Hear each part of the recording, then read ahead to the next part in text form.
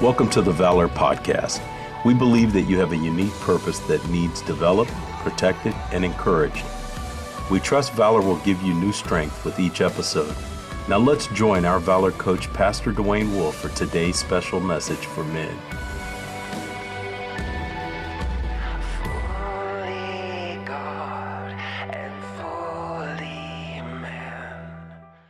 You're not part of my nature. Oh, the Lord rebuke profanity. Get out of my head. The Lord rebuke pornography. Oh, I don't think those thoughts anymore.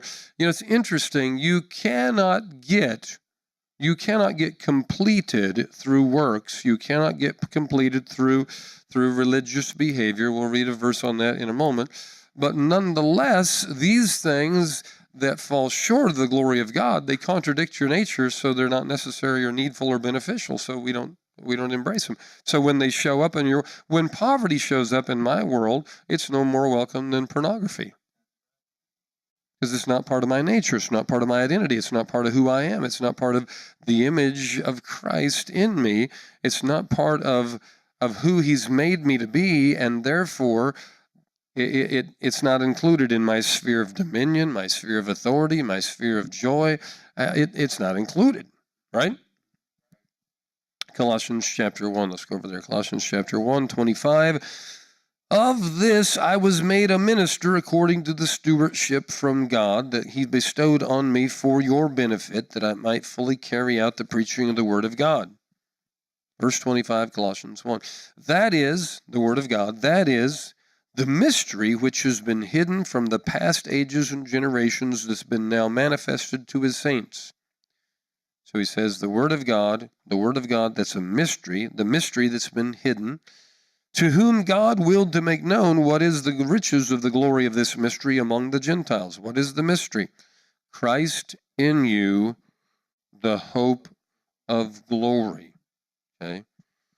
He is Christ in you. If Christ is in you, that's your hope of walking in the glory, embracing the glory, being covered by the glory, being surrounded by the glory, having the glory all about you, having glory in everything you touch, everything you do. Glory is a part of your life if you have embraced the truth that Christ is in you through salvation. Can you say amen? And we proclaim Him, admonishing every man and teaching every man with all wisdom, that we may present every man complete in Christ. Now look at the goal.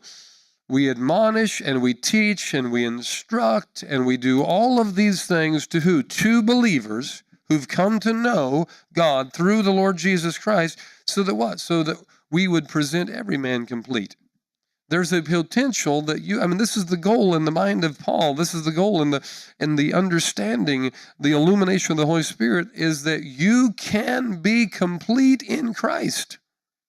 Why? Because that's the finished work that's already been accomplished in Christ. The finished work for you is He's already completed you in Him. Is that crazy? Is that amazing? Is that cool? So see yourself complete. This is the key, is that when you think of yourself, therefore, think of yourself as complete. And then work backwards from that image. Work backwards from that image. Import that image into your money. Import that image into your marriage. Import that image into your relationships. Import that image into your disciplines and into your finances and into your household and into your excellence and into your lifestyle and into your verbiage and into your talking and into your imaginations and your thoughts. He's already made you complete, so work backwards. Import that completion of Christ into all that you do. Okay? That makes sense? The Bible says you hold to the image of Christ, not just holding to the image of Christ alone, but holding to the image of Christ and then seeing that that's your image, that you become like Him. You take on His nature. Now, what are we saying there? What could we be saying? That's out of 2 Corinthians chapter 3, by the way.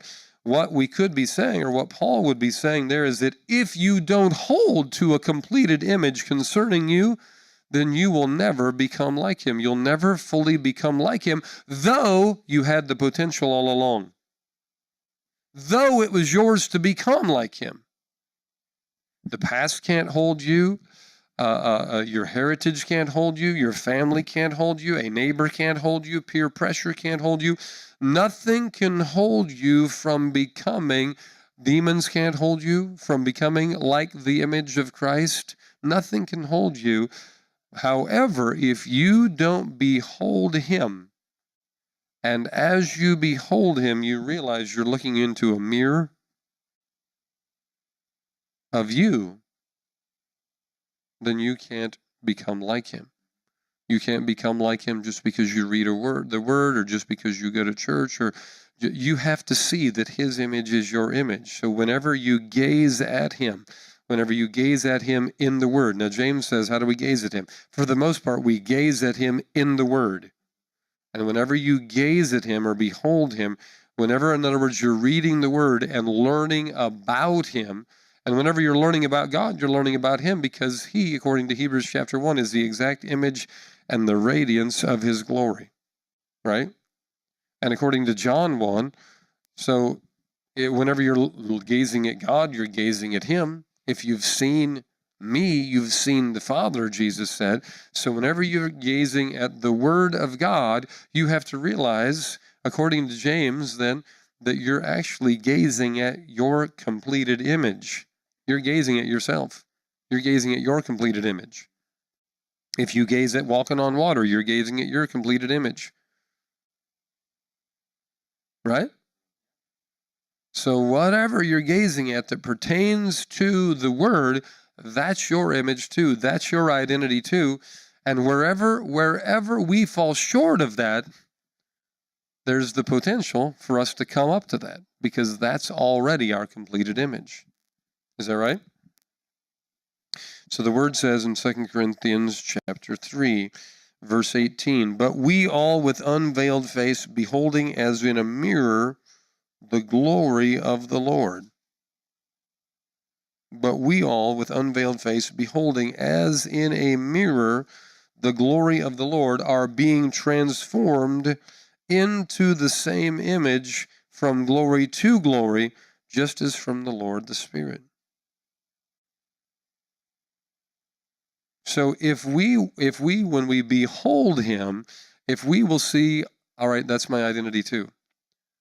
And if we'll see that we're actually, by looking at him, gazing at him as in a mirror, then we'll continue to get transformed. Our whole image will continue to change and measure up to the very image of God. Go over to Colossians 2. You're still in Colossians 2, aren't you? Go over to Colossians 2 and verse 8. This is an interesting passage here, by the way. Colossians 2 is a very, very interesting passage, and we need to rightly divide it and be cautious about it. I'll give you a couple thoughts on it, okay?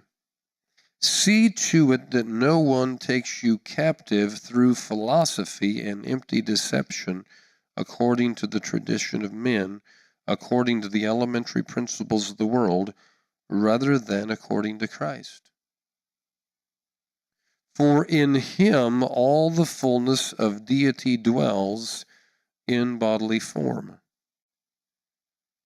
And in him you have been made complete, and he is the head over all rule and authority.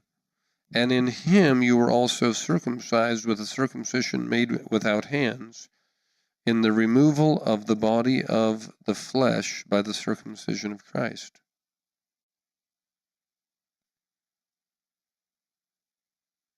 I'm going to open mine up and read a little bit more too.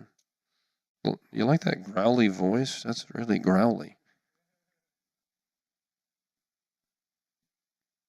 Colossians 2, we were at verse 11. Let's pick it up there together. Having been buried with him in baptism, in which you were raised up with him through faith in the working of God who raised him from the dead. And when you were dead in your transgressions and the uncircumcision of your flesh, he made you alive together with him, having forgiven all our transgressions, having canceled out the certificate of debt consisting of decrees against us, which was hostile to us, and he's taken it out of the way, having nailed it to the cross. When he had disarmed the rulers and authorities, he made a public display of them, having triumphed over them through him.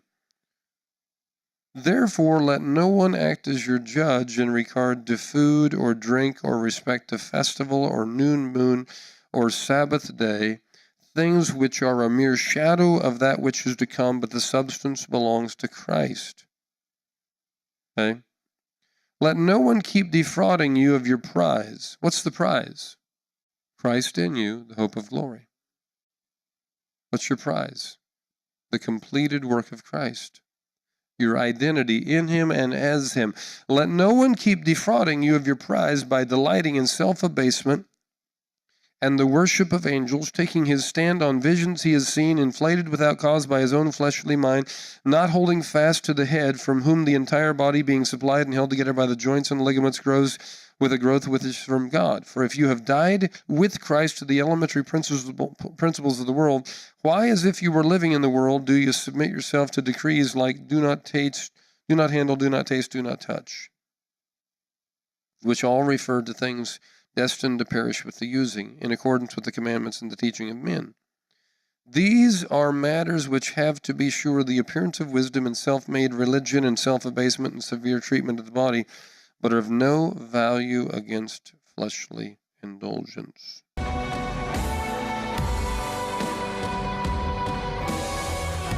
That's our message for today from the Valor Ministry of Dwayne Wolf. We pray that you will leave ordinary behind, take up your weapons, and protect your destiny assignment with all your might. If you enjoyed this message, tell your friends about Valor and visit our Facebook page. Until next time, God bless.